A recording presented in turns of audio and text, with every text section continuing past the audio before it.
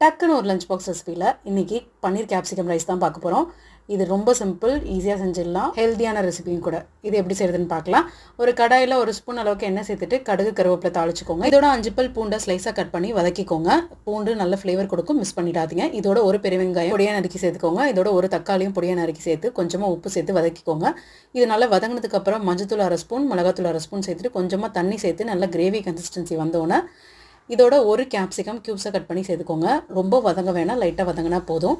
இப்போ இது கூடவே பன்னீரை நான் தோசைக்கல்லில் டாஸ் பண்ணி எடுத்து வச்சுருக்கேன். இந்த மாதிரி தோசைக்கல்லில் டாஸ் பண்ணி சேர்க்கும்போது உங்களுக்கு பன்னீர் உடையாமல் இருக்கும். இதோட கட் பண்ண கொத்தமல்லியும் சேர்த்துட்டு 1 ஸ்பூன் அளவுக்கு மிளகுத்தூள் சேர்த்துக்கோங்க. இப்போ இது நல்லா கிளறி விட்டுட்டு அப்படியே மூடி வச்சு சிம்லேயே 2 நிமிஷம் வேக வச்சு எடுத்துக்கலாம்.